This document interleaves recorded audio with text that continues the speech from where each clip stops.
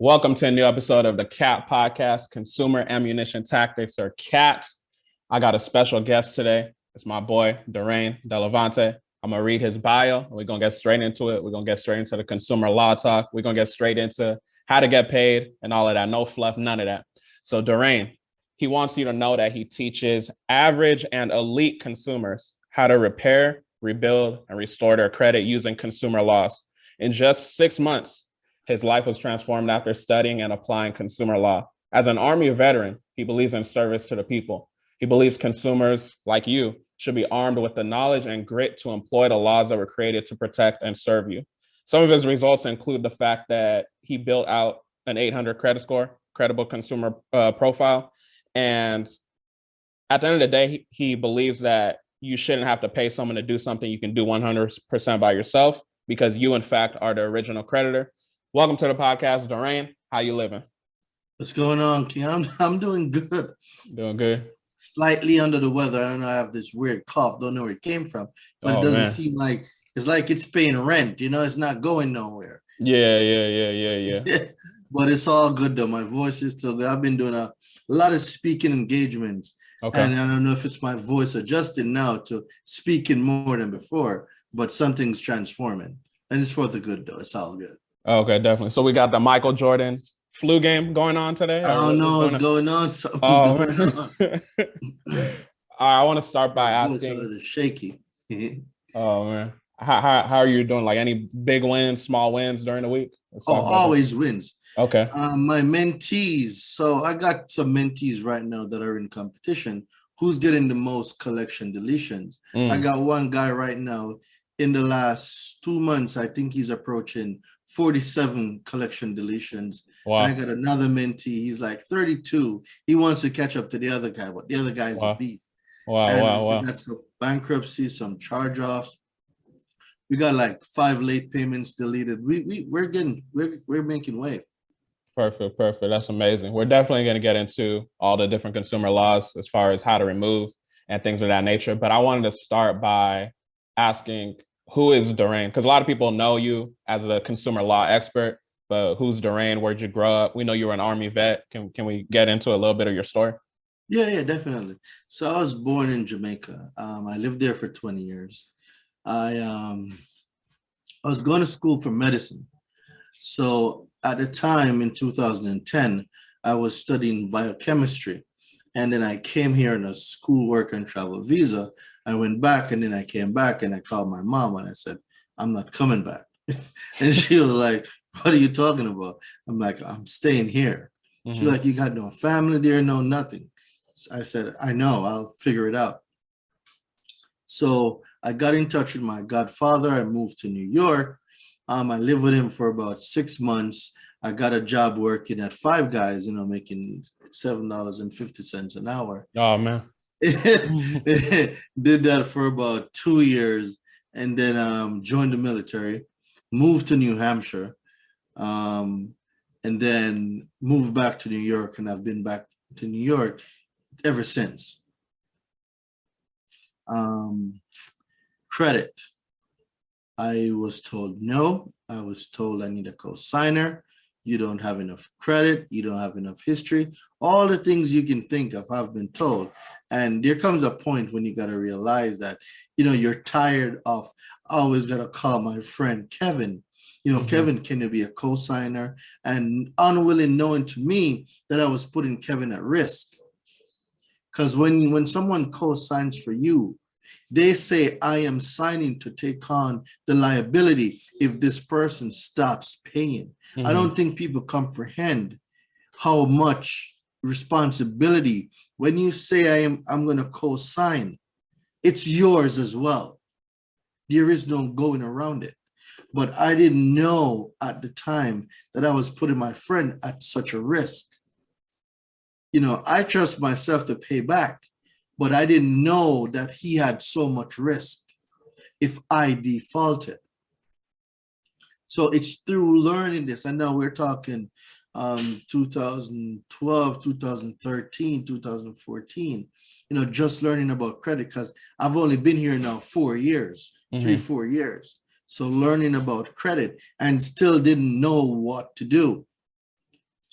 So after that, got some credit cards, running them up. I didn't really know much about credit, making only the minimum payments. The principal would not shift because the minimum payment barely covers interest. People don't know that minimum payment, it's interest. It's not going towards your principal.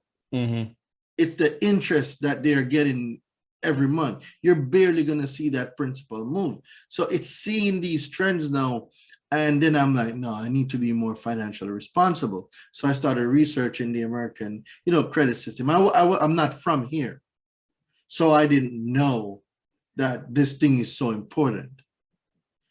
Credit is more important than money, because you could have a whole bag of money. You go there, they're not taking it. They have to run it through the system. And the system is built off of credit. So fast forward now, I got deployed, and I was tired, bro. I had 10 grand in credit card debt, and I didn't know what to do. So then I started reading, and I read some more. And, one book a month became 4 books a month. That whole year of my deployment, I read 140 books. Wow. About 27 of them was on credit alone, finances, real estate, business. And then it started to click. You need credit. So the first time how I paid my debts down now, I use the snowball method. I think the snowball method is the best method if you don't have a lot of money. Mm-hmm. So I paid off the smallest debts first. And when those were paid off, the funds that I was using for those, I rolled it over to the next one. So every time I would pay something off, I'm taking the previous payments with the current payments to throw on the next one. And that's how I was able to dissolve the $10,000 in like 2 months or 3 months. I paid it off in like 2 or 3 months. And then I noticed there started being changes with the report. I moved, because at that time I had a 604. Mm-hmm. Crazy. Ooh, had a 604. I've never met anyone with an 800 credit score, right? And then I got assigned to this duty where I was overseeing some equipment and basically sending out reports. And then this major came in there, and he saw me reading, and he was like, "What are you reading?" "I'm reading about credit. I got a 604 and I need to get my life together." And he was like, "Wow, I think he had an 827. That was my first time meeting somebody with an 800. Wow. And I'm like, wow, like you're my first 800 person I've ever met. I've never met a person with an 800 before, right? Yeah. So I got excited. And then I started wondering if that was possible for me. Mm. You see, when you start wondering if it's possible for you, things start to change. Mm-hmm. So I started to learn more. Mm-hmm. And about 3 months later, 604, 604. Yeah. 3 months later, I hit my 804. Wow. Yeah. Amazing. I was like, I didn't even think it was possible. So within a 6-month period, I moved from a 604 to an 804, 805. Mm-hmm. The only thing that changed was my education, and I now believe that it was possible for me. Mm-hmm. I've never met anybody with an 800. And then before that year was finished, I built out an 800 3 times because I leveraged my credit. When you leverage your credit, it's going to drop. Mm-hmm. So I got about $70,000 worth of credit card approvals, lines of credit. Mm-hmm. And then it dropped to a 777, built it back out to an 805 again. Leveraged that, then I got to about $100,000 worth of credit, and then it dropped again, and then I leveraged it again, and I got to my 810 by March of the next year. So within 1 full year, I built out an 800 3 times. So when people tell me that you need mortgages and you can't do this, I built out my first 800. I wasn't even in the country. I was in the Middle East, 140-degree weather. For real. So when I hear people over here saying my credit's been bad for years, I'm like, y'all don't want it bad enough. Y'all don't. Because if I can do this in a whole nother country, you guys are here. You are here. That's right. I gotta send them the mail through the post office over there for it to get in a plane, to come over here, to go into the post office, to get shipped to where it's going, for the process to rinse and repeat. Come on, bro. That's a lot of steps. Yeah. So during this whole time from 604 to 804, then we went to 777, then we went to 805, then we did that, then we built it back up. Were you like well-versed in the consumer laws at this time, or you still weren't at the time, or I was studying. You were studying. I was studying. Were you implementing though? Were you like usually in the FCRAs? Yes, I was. Okay. Because I'm like, this consumer law stuff sounds great, but I need to test it. And when my language, so people don't comprehend that your language, the language in the correspondence that you send out, you have to speak their language. So what do you refer to the Equifax, Experian, and TransUnion? What do you call them? CRAs, consumer reporting agencies. Good. A lot of people are going to say bureaus. Exactly. Because we know, there is no such thing. So you're asking the wrong thing from the wrong people. So you're calling them credit bureaus and you're saying my credit report. There's no credit report. You have a consumer report and a consumer file. Yeah. Right? And people don't comprehend that your consumer report and your FICO scores are separate things. They are not the same. So people are asking the wrong thing. That's why they're not getting results. You know, I sent off one letter, I sent off 2 letters, it came back verified. Yeah, because you just asked them to verify it. If I ask you to verify something and I say it's verified, did I not just answer what you told me to do? Like it sounds simple. It sounds simple. It sounds wicked simple. Yeah. Oh, verify this account. Okay, this account is verified. Did I not just give you what you asked for? Yeah. So why are you complaining? Exactly. Because they're asking something, expecting something else, but they gave you exactly what you asked for. But when you talk about the accuracy of the report, when you talk about what accuracy means, all values correct, and you're saying that information is inaccurate, it's incomplete. These are the languages that are used in the FCRA. So why are you making up your own words and not use the language that is put in place for them to abide by? Exactly. Let's pause there. So okay, the listeners are listening. I know a lot of my listeners, some of them know about the laws, some of them are still getting hip to the laws. Me and you both understand that we're looking at consumer reporting agencies, we're not looking at bureaus. For the people that think they're looking at bureaus, where would you recommend they start as far as figuring that out? Are there any credit books you recommend? Should they just get a Black Laws dictionary? Should they get into your mentorship? You know, let me know where you think they should start. So the mentorship right now is the best on the market. I don't care what nobody says. I have the best consumer law mentorship hands down, right? The mentorship would be the ideal place to start. So it's enough to read it, but optimum comprehension and breakdown of their terms, it is what I specialize in and is what is giving my mentees all the results that they're getting, because you're getting a community. You're getting me. We're on a Zoom call every Sunday.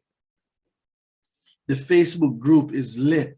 Interaction, communication, letters being built, profiles being evaluated. So you are constantly learning. Not to mention, every single product has a corresponding video or audiobook that goes with it. So we're talking repossessions, bankruptcy, charge-off, student loans, late payments, identity theft, everything you can think of. Collections, medical, everything you can think of has a corresponding video explaining the process. So you're basically saying if they don't get into your mentorship, they playing themselves. They want to stay in the mud. Okay. Because it is through comprehension of their language. If you speak Mandarin and I speak Spanish and I'm talking to you in Spanish, how are you going to comprehend what I'm saying? I won't. So if you're writing to them and asking these consumer reporting agencies for things in a language they don't comprehend, how are you going to get results? Exactly. The law is very specific on the things you need to say, the things you need to do. But people don't comprehend, or it's not that they don't comprehend, but a lot of them don't know the things they don't know. And because of that, they don't get the results they're looking for. And they think it doesn't work. It's not true. It works. You just need to learn the language. Exactly. Okay, so number one, listeners, you guys got to make sure you learn the language. The best thing you can possibly do, which I always say, you want to invest in yourself, get to that next level. I'm actually invested in Daraine's mentorship. That's how, we linked up here. So I'm the host, letting y'all know that I invested in this program. So I definitely recommend y'all invest in this program. So let's go on to the next thing. I want to talk about your actual process of removal, because I talk about mine a lot with my clients and people, the listeners, as far as like the affidavit of truth, as far as their letters, as far as making sure you bypass the Oscar system with highlights and stuff like that. But can we talk about your method? Because it's multiple ways to skin a cat. Yeah. So with me, I don't recommend going to the CRAs first. They're last. Okay. I recommend going directly to the person, and that person means corporation. Yeah. We're going straight to the corporation who is reporting the stuff. So if Capital One is saying that you have a charge off, what's up, Capital One? Yeah. You're reporting that I got a charge off. What's going on? Then I'm gonna hit you with straight laws, straight facts. We're not making stuff up here. Straight laws, straight facts. We know that a charge off is not supposed to be on there because IRS says a charge off is gross or ordinary income. Income is not reported on the consumer report. Where did this charge off come from? But not only that, you're talking about an account that came from quote unquote missed payments. There is no transactions because 15 USC 1681 A2 A1 says that the transactions or experiences between the consumer and the person making the report is not included on the consumer report. So if my transactions are not included on there, where did I get a late payment from, and where did I get a charge off from? If it's not included on the consumer report. And these are the language that they use their own language. There is no late payment. There cannot be a late payment if my transactions are not included on my consumer report. Where does it come from? Where does the utilization come from? If my experience also between me and the creditor, that line of credit is also not included in the consumer report. Those are factors in your FICO score, not your consumer report. Those are not factors in your consumer report. Those are factors for your credit score. The consumer report generates a credit score. So if I can control the utilization and the payment history, am I not able to build whatever score I want? Most definitely. Most definitely. There goes your 800 3 times. And I'm about to build it back a 4th time because I just leveraged it the other day and I got a car and some other stuff. So it dropped. So now I need to build it out. I think I'm at a 750 right now, 765, somewhere there. So I need to build out by this 800, probably by February. Okay. But what good is credit if you're not using it, right? 800 look cute. 800 look cute, but you got to use that credit. Yeah, it's cute. Yeah. But you got to definitely use it. That's all it is. It's just cute. Yeah, It's not definitely. gonna do nothing just being there by itself. Definitely. Okay, let's say somebody they sent out their first demand, because demand versus dispute, we're demanding something. So let's say they sent out their first demand to, I think you said Capital One in your example. Let's say they send it to Capital One, they're trying to get the item removed, and Capital One is not budging. At this point, That's what are the we thing. gonna do? They're also asking for removals. We only want deletions. When they Okay. remove it, they can put it back. But Yeah. let's get it deleted from the consumer file so it never comes back. Language. Yeah. Language is key. Yeah. So what if they don't get it on the first round? So what would you recommend? Probably not going to happen. So y'all need to comprehend. Not because you send out a great letter, it means you're going to get it on the first round. No. It's going to take you a few rounds because they're going to test you. Sometimes they don't even know what you're talking about because they don't study the laws the way we do. Remember, we're talking about sometimes normal people, not the e-Oscar system. Normal people sometimes look at these. They don't know what you're talking about. Yeah, that's what I'm saying. Never seen it before. What is this guy talking about? About no, late payment is illegal. What do you mean? No. You know what I'm saying? Yeah. They've seen this for the first time. And just like people who think Daraine's crazy talking about there is no late payment, there is no late payment. So they're under the same mindset. It's through now information and education that now they become enlightened. And if they're smart enough to look it up, they'll see that, oh, they're onto something. Yeah. They're onto something. So now you spoke about getting to the bag. Here's how we're going to get to the bag.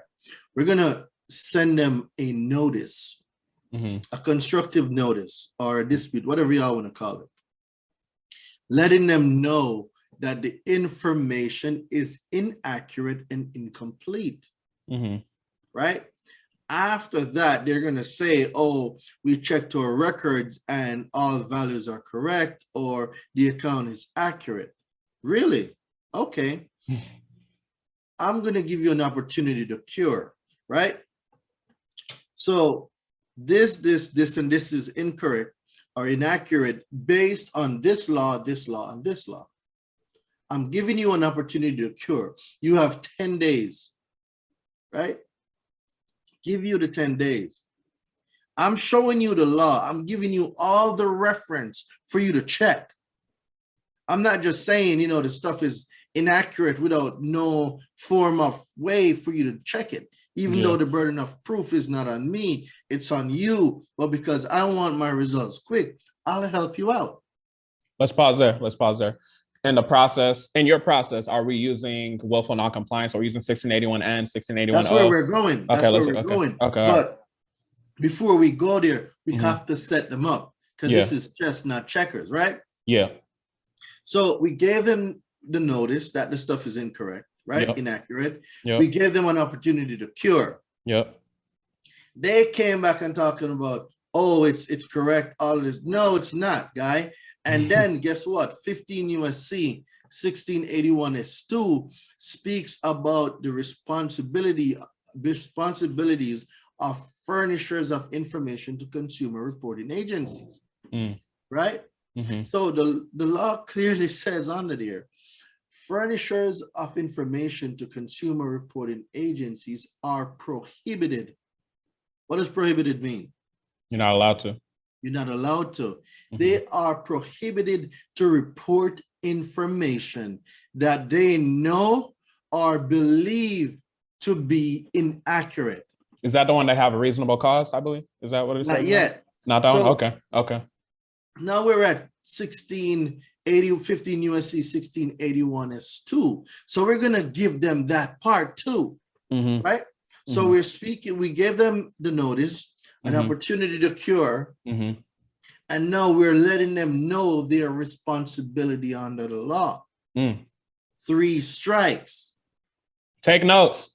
3 strikes, right? Yeah. So now, because I've shown you that you are prohibited to report inaccurate information. If you still go and report that, I'm giving you 10 days to make the corrections. I'm going to pull my reports on the 11th day. How do I prove the 10 days? Certified mail green return receipt. Because now I'm going to know when they got it. 10 days from there, on the 11th day, I'm going to check the report. I check the report. If it's still there, you now are under civil liability because now you are willful non-compliant. You see how you got to bring them in there. Yeah, talk to them. So you set them up. Now I bring you under civil liability for willful non-compliance.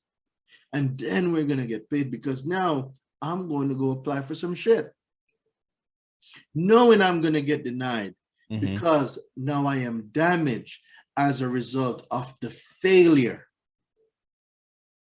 The language is clear. Actual damages as a result of the failure to comply with any provisions under this section. You just use the whole law from accuracy, opportunity to cure, responsibilities as a furnisher, and now I brought you into civil liability. Run me my coins or run me my deletions. Because if you don't, I just made a whole case where now I can go get paid. So people rush the process, bro.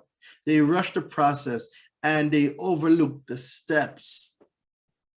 This is chess, not checkers. You have to set them up, put them on notice, opportunity to cure, tell them their responsibility. And if they don't comply, now we're in civil liability and you're going to run me my coins. I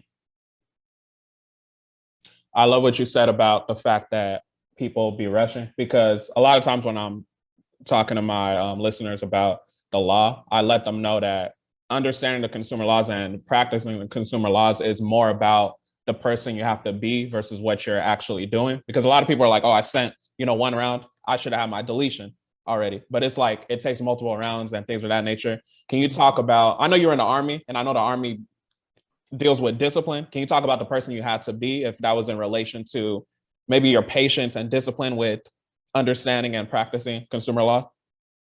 So it didn't really come from the military side. It came from when I comprehended their language. Got it. The barrier was their language. Got it. If you don't comprehend their language, you don't know how to use it. Yeah. It's made for them. It's their guidelines. It's their laws. It's not ours. It's there to protect us, to keep them in check. Yeah. But if you don't comprehend their language, how are you going to hold them accountable? Exactly. That is why I go after the corporations first and I leave the CRAs for last, because the same person who's reporting it can delete it. So why am I going to fight with these consumer reporting agencies who are very difficult? Yeah. No.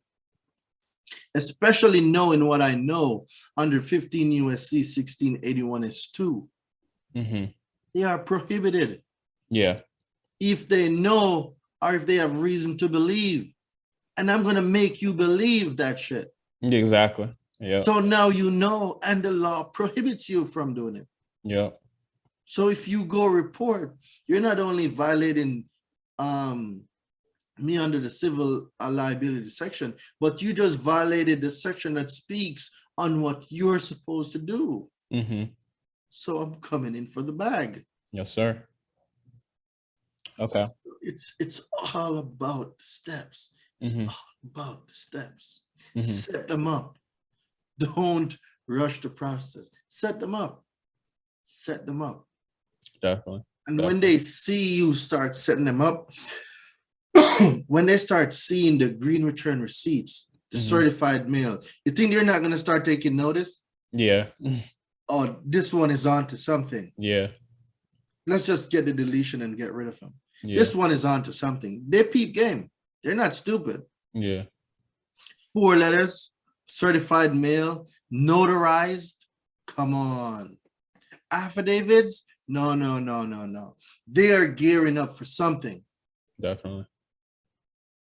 Okay, let's say we did all that, right? So we talked about the process. We're not going to rush it. We're going to take it one step at a time. Let's say we did all that, but Capital One, Bank of America, or whatever, they're still playing games with us. That's great. What's the next step? I'm gonna apply for some shit because I know I'm gonna get denied. Mm-hmm. And then we bring them back to civil liability because I got damaged, actual damages as a result of the failure. Mm-hmm. So do me a favor. Pull up right now, right? 15 USC 1681 N. 1681 N.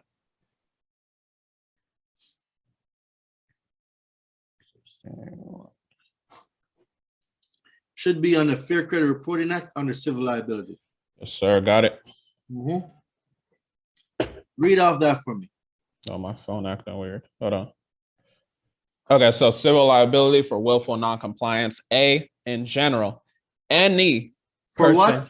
It says willful noncompliance. So if I put you on notice that the shit is incorrect, I showed you where you have a responsibility to report accurate information. You now know that the information is inaccurate or incomplete, and you are prohibited under that section to report information that you know are reason to believe that it's inaccurate, and you still report it. What is that? Sounds like a violation to me. Sounds to me like willful noncompliance. Yeah, willful noncompliance. So you see where I'm going with this? Set them up. Go ahead, King. Yeah. Okay. You want me to read the in general part? Yeah, the in general, and then I believe one okay, so any person who willfully fails to comply with any requirement imposed under this subchapter with respect to any consumer is liable to that consumer in an amount equal to the sum of 1A says any actual damages sustained by the consumer as a result. What does that mean? Don't skip over that part. Any actual That's damages. the most important part. Any actual damage, no restriction on the damages. Michael, if you're in real estate and you go to buy a 4-family that cost $1 million and that deal fell through because of information on your reports that you told them was inaccurate and they failed to comply, you now are damaged. You lost that deal. Yeah. That is actual damages. Exactly. You hear people talk about $1,000, bro. This goes deeper than $1,000. You can get paid however much. It doesn't matter the amount. Exactly. As long as you have that actual damage, now you will, because the deal fell through. You got a denial letter. It stopped you from getting your house. With what we just spoke about, read that again and tell me what you get. You talking about any actual damages? Yes, that part. So any actual damages sustained by the consumer as a result of the failure or damages of not less than $100 and not more than $1,000. So it says or, right? Yeah. You notice there's or? Yeah, exactly. So you can go in for actual damages or that minimum $100 to $1,000. Ain't nobody want that, bro. Yeah. But the law also goes to say whichever is greater. Look, it's right there in front of you. It says whichever is greater. Yeah. Yeah, that's MB. That's MB. In the case of read B for me. Yeah, I'm reading it. In the case of liability of a natural person for obtaining a consumer report under false pretenses or knowingly without a permissible purpose, actual damages sustained by the consumer as a result of the failure or $1,000, whichever is greater. You just read it, King. Yeah, that's what I'm saying. Both of them speaks on actual damages. Exactly.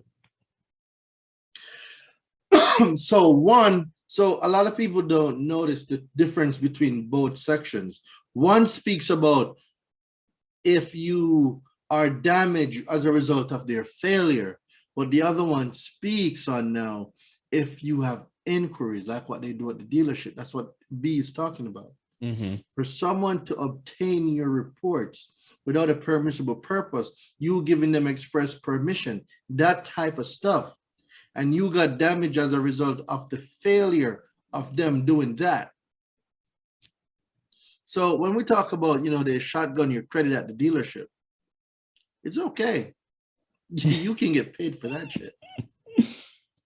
Because now it just tells you their relationship between them and the dealership has nothing to do with you.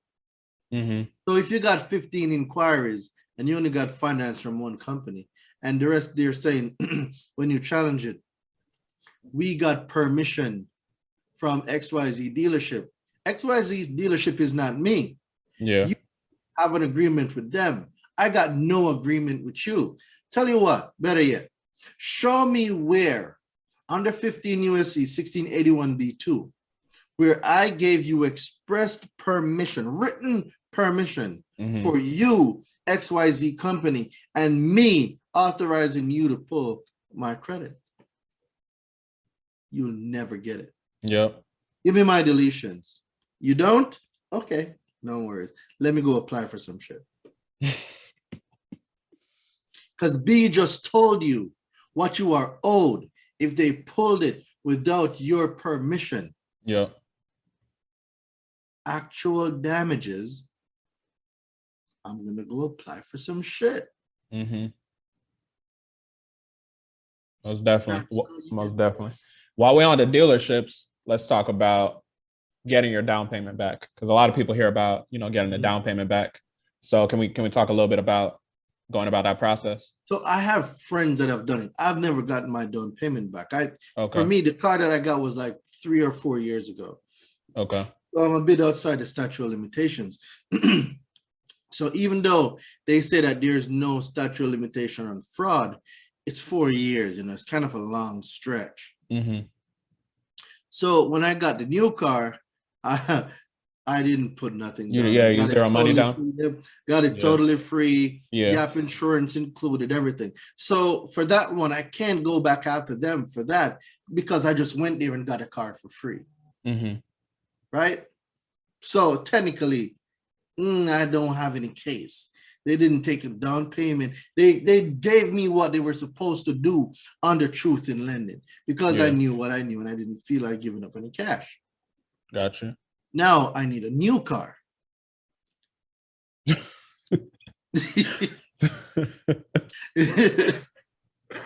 All right, man. Could we talk about So you see where that's going? Yeah.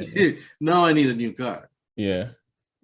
Let's talk about suing these debt collectors, these inquiries or something like that. Just the actual process, maybe small claims court or something. Can we talk about that process? So, court, I can't speak on court. I'm not a lawyer.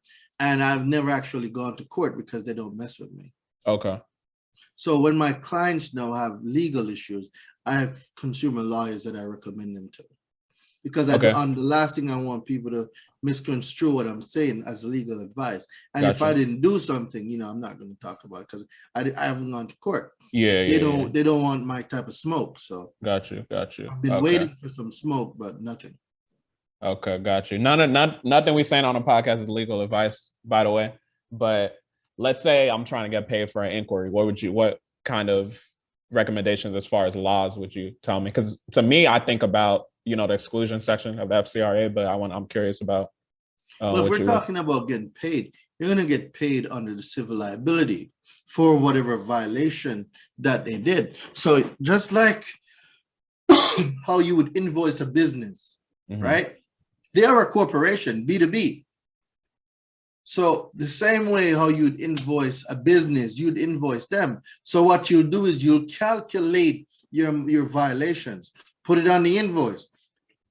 What does each violation cost? You invoice them and you send it and you tell them that you want a certified check. Now, are they going to give it to you? No, they're not. They're not just going to give it up like that. You're going to have to go a few rounds. Then when you say, okay, notice for legal proceedings. You see, when you tell them that, no, all right, I'm done. I'm taking you to court. This is where, all right, let's settle out of court comes in.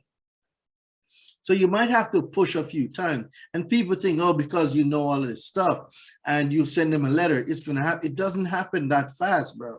If that was the case, nobody would get tested. Exactly.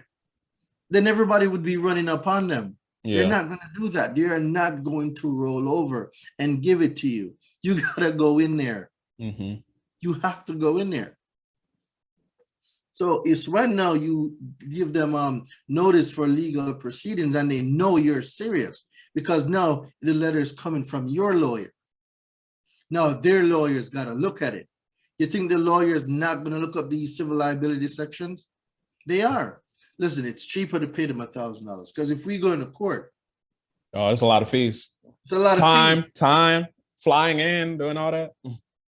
So you got to pick your battles. Yeah. Are we going to run this $1,000? Or are you going to spend $10,000 battling $1,000 in court? Yeah, that don't even make no sense. Yeah, it really don't.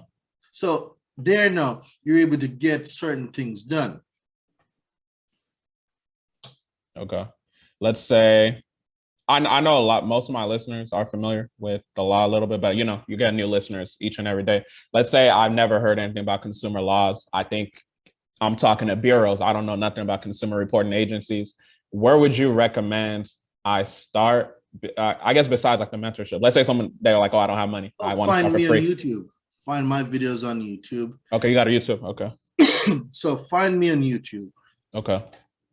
Find me on Instagram. Mm-hmm. The Credit Hero. _Credit Hero. Find me, start like, you don't know the things that you don't know. Facts. When you hear information and things that can make your situation better, you need to write it down and start researching it. Google me, Daraine Delevante. Mm-hmm. What is this crazy guy talking about consumer law? Because a lot of people, when they hear me talk, they're like, oh, this dude's crazy. He's nuts. Yeah. That's how it goes. Until I show you what I'm talking about. Yeah. Then you're going to be like, bruh. And I'm going to be like, bruh. And you're going to be like, bruh. Yeah. So it's that type of vibe. Okay. So you recommend they start by Googling you, going to your YouTube, Instagram. Okay. Do you have any opinions as far as maybe they should go with the FCRA first, FDCPA, Truth in Lending Act? Yeah, because this is where you're going to learn that part. If you go into the FCRA and FDCPA, not comprehending that words have different meaning, you're going to be at a disadvantage. And this is why the mentorship is important, because a normal person thinks a person means flesh and blood, me and you. We know that a person means corporation, government entity, individual, partnerships, trust. Yeah. You know what I'm saying? Estate. Yeah. We know that a person means 8 other different things, and they think it only means just you and me. Mm-hmm.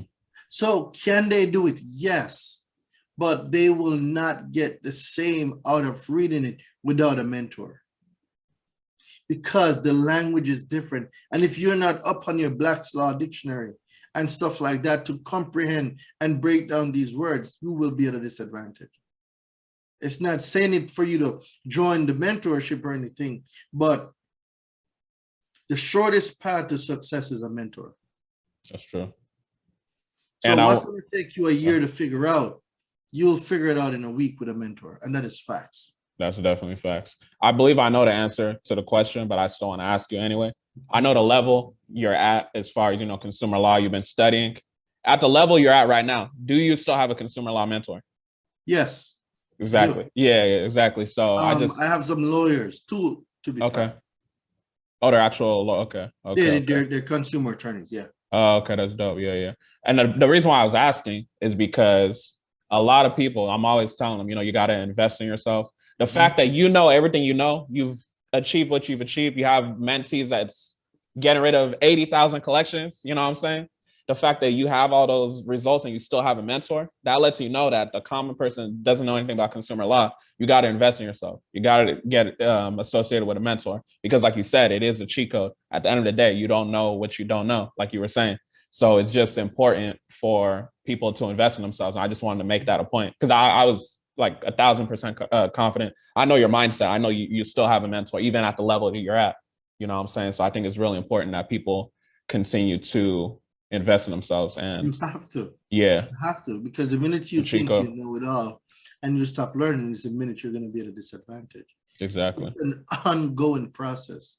Yeah, It's an ongoing process. definitely. Definitely.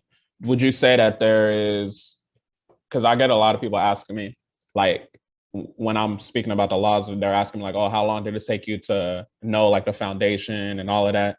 I'm curious about your answer as far as like, That's a very timeline. good question.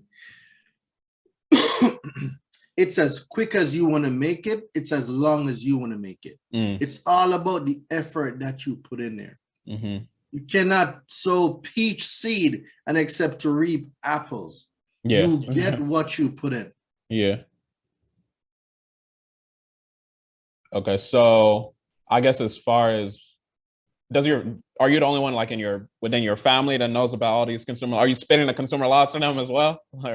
I do, but most of my family is in Jamaica. It's just me here with my wife and son. Everybody else is back home. Okay. Does your son know like 15 USCs and all that? Not yet? He's 5, but he'll hear me say some stuff. He'll repeat it. He doesn't comprehend it yet. He'll be running around and hear me saying 15 USC, 1681. He's like, 1681. And then he's running around. Yeah. Okay. So one thing that intrigued me too was your IG handle. Because when we think about a hero, we think of someone that's, like, what we associate a hero with. So where did the credit hero come from? Because that's a very powerful name. So this guy, Daniel Rosen from CRC, Credit Repair Cloud. Okay. When I took the Credit Hero Challenge, I like his concept behind Credit Hero. So he has Credit Hero. So I became the Credit Hero. Okay. So going through it, I want to be the hero for you so you can be the credit superhero for your family. Gotcha. He ain't come for you for copyright? No. Not yet. He said not yet. It might happen. It says done. He hasn't come yet. So that's when funny. That happened, I'll probably change it to the credit superhero or something. Oh, okay. You already got your next round. This is what we do with consumer law. You can't get me for superhero. You can get me for credit hero, but it's not credit hero. It's the credit hero. Yeah. So it changed, but the industry is the same. Yeah, definitely. Yeah. So when he comes, I'll be like, hold up, Daniel. I ain't marketing your products, bro. What's up? Yeah. He hasn't given me no smoke yet. Okay. All right. Cool. All right. So I'm curious, is there a question that people don't ask you about consumer law that you would want people to ask you? I just want you to voice it now if there is. Yeah. What are they waiting for to get into mentorship? All right. Go ahead. Yeah, that's a question. Like, what are you waiting for to get into mentorship? Okay. That's what you should be asking. Like, you said anyway. Like, why are you in the mud? Like, you don't know the things you don't know. And in order for you to know the things you don't know, you have to do things that you've never done before. That's a fact. Because if you've always done the things you've always done, you'll always be who you've always been. So it's not until you learn new information and start doing new things through a transformation of your mind, then you become a new person. It's all in the mind. That's a fact. Yeah, we're gonna get into where we can find the mentorship. But I wanted to begin closing the episode, but I wanted to go through a quick financial round just to, see what's going on with you. So before we get into it, where do you see yourself in 5 years? 5 years is going to be great. Extensive real estate portfolio. Perfect. I'll be a lot heavy into boxable and land, because I do believe boxable is going to replace mobile homes very soon. What's boxable? What is it? So it's that house that you get that's made out of containers that Elon Musk has. They like build it out like Tetris. Oh, okay. It's like those luxury container homes. Oh, okay. I'm gonna have to do more research on it. Yeah, I believe those are going to replace, not really replace, but it's going to take over the market for mobile home parks. So my goal is to have parks with boxables. Gotcha. So yeah, I'll be doing that. Real estate, Turo, more businesses for sure. I love businesses. I have ideas. I be coming up with new ideas every day, launching new products. Public speaking. I love public speaking. I love helping people. I love coaching people. A lot of things. Within 5 years, for sure, I'll know I'll definitely be a multi-millionaire. That is already done. Most definitely. So it's that, and by then too, I should have my podcast going. It's a lot of stuff, man. It's a lot of stuff. Okay. Trucking free. I ain't hear one thing about consumer law. What happened to consumer law? No. So it's there. Okay. Consumer law is going to be actually turned into a university. I love that. So it's going to have more for university feel. So the course is going to change. It's going to change. You're going to have your login. It's going to be an online learning platform. Dope. So the platform that we have now is definitely going to change. Dope. We're going to have a whole university setup where you log in, you do your courses and stuff like that. So that's definitely going to change. It's going to evolve. Yeah, definitely. Consumer law is just one company. Got you. Make sure y'all get into the mentorship, man. Because by the time you try to get into the mentorship, it might be 10x. Might be 10x. You know, it will not be the same price. That is facts. Yeah. So definitely get into the mentorship. With the new launch, I just got a course on business credit that's going to be in there. We're going to teach you how to build out your LLCs, how to get funding. Yeah. One of my boy that has a course on manufacturer spending and turning credit to cash.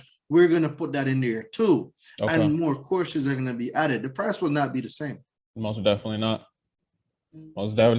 It's like you're booking a plane ticket too late. So you might once you hear the episode, y'all better go to Daraine's social media and get it immediately. Go to his website. What I'll do also, I'll send you a link, right? Are we doing a deal? Are we doing a deal for the people? Yeah. Okay. Let's get it. I like giving people value. Yeah. So 3 of my ebooks, my Do for Self, the Educated Consumer's Guide to Repairing Your Own Credit, my Do for Self, a lender's guide to getting your own approval, and I'll explain each book when I'm finished. And then the Do for Self, a guide to leading your own bankruptcy. All 3 books are going to come in one for just $47. Total value is $1,040. But I'm making a deal for you and your audience where they can get it for $47. And in that deal, they'll have an opportunity to also join the mentorship at a discounted price. Wow. The full price that they see on the website. It's going to be probably 60% off or like 50% off. Hey, you guys don't play yourselves. You guys don't play yourselves. So it's not going to be the same price, though. That I can tell you. It's going to be significantly less. Okay, definitely appreciate you dropping that. It will only be available in that link. So the Do for Self, the Educated Consumer's Guide, that gives you basic credit repair knowledge, learning credit repair, learning how to structure your profile, learning how to spot the deletion, learning how to read the consumer profile, learning all of that. And then now the Secret Lender's Guide tells you where banks pull from. What bank pulls from where, what credit score is needed, what auto dealership pulled from where, what credit score is needed, what credit union pulled from where, what credit score is needed. So you'll have that. And then now I threw the bankruptcy in there because we know a lot of people that have bankruptcies. So I wanted to throw that in there so you can learn not only to delete your bankruptcy, but when you learn the process of bankruptcy, go get paid deleting other people's bankruptcy. It's a no-brainer. Exactly. Go get paid learning how to delete people's bankruptcy. So that's why I threw that one in there. Okay, most definitely. We definitely appreciate you dropping that on the CAT podcast exclusive. I'll have the information down below for y'all to click the link. And we'll probably put it on the social media post as well. So we're going to head into the financial round. Just going to ask you 4 quick round questions. Are you ready? Yes, sir. Go ahead. All right. Number 1, what do you do for fun when you're not bullying these consumer reporting agencies? I am reading. So okay, if I'm not reading the laws or reading a new book or figuring out, like, these are the things that excite me now. Yeah. Reading, forming new businesses, ideas of how I can create better products to help you study. Like, these are the things that excite me. Okay, perfect, It's perfect, weird, I perfect. know, but It's these all are good. It's all any specific book? Like, what's the last book you read or something? shit. There's a lot of them that I'm reading. I'm reading like 4 books at the same time right now. It's not the easiest thing to do Yeah.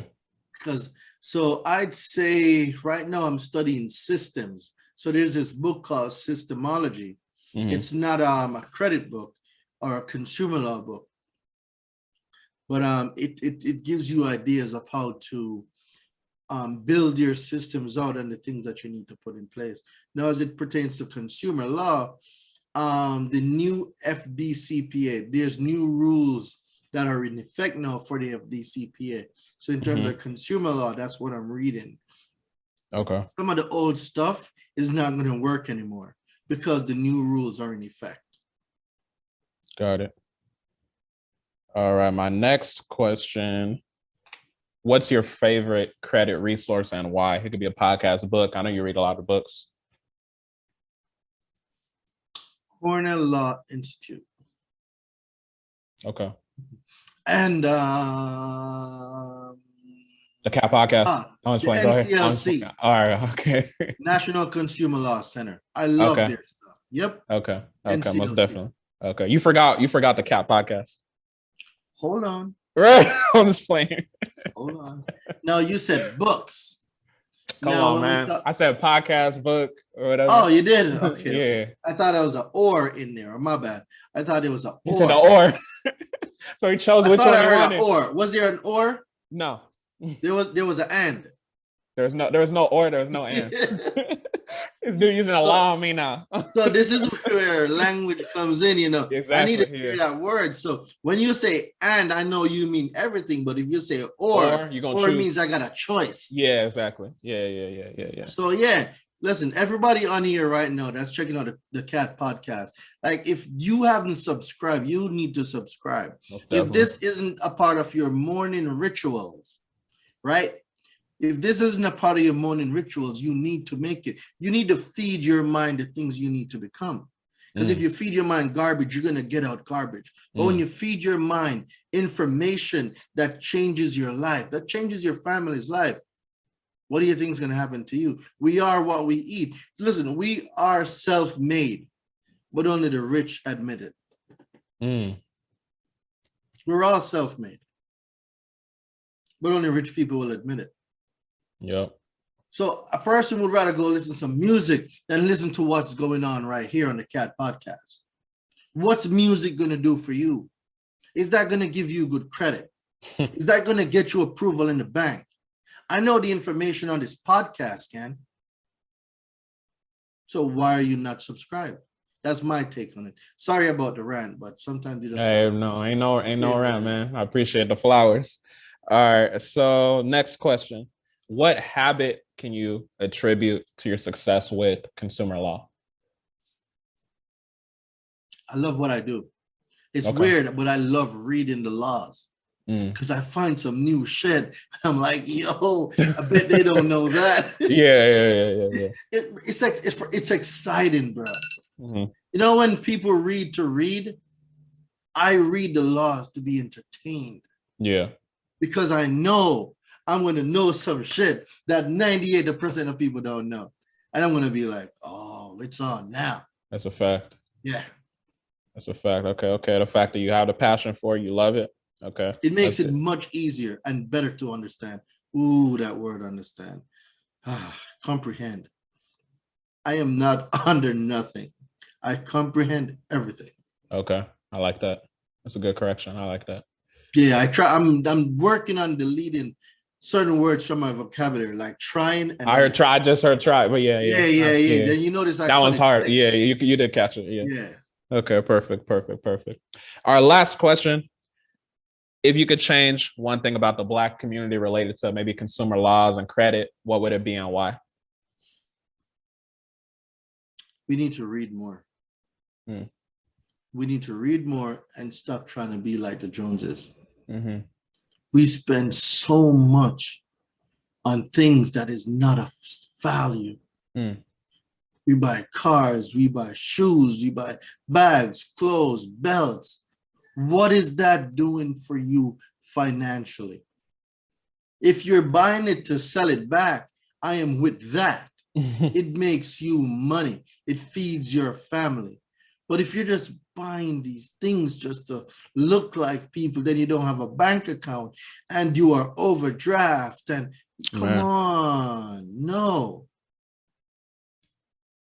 I'd rather you be broke and overdraft, getting into my mentorship where you can learn how to get credit cards, where you can learn how to sequence and get 100, 150,000 off of 5 inquiries. Learn how to get 30 cars off of 1 inquiry.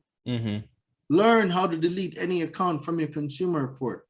Learn how to get the Apple Card with no inquiry. Oh yeah, that one's a gem too. Like that type of stuff. Most definitely. So you're better off getting overdraft, learning this, than buying liabilities that you're going to have to pay for anyway. You make your money back when you invest in my course, because now everything that you've learned here, you can go learn and teach somebody else and get paid doing it. Most definitely. So you're making your money back. Most definitely. Great answer. Can you give us a final credit crystal to close out the podcast? It could be anything consumer law, it could be anything mindset, any motivation, whatever you got for us.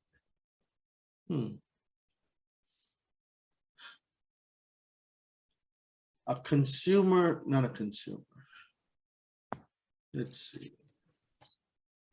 Did you know that you have the ability to opt out of having your information reported? So let's say you got an auto loan, a mortgage. It doesn't matter what it is. You can delete those accounts by learning how to opt out of having your information reported. 15 USC 6802B is going to teach you how to opt out. But not only that, there are 3 conditions that must be met before they can report your information.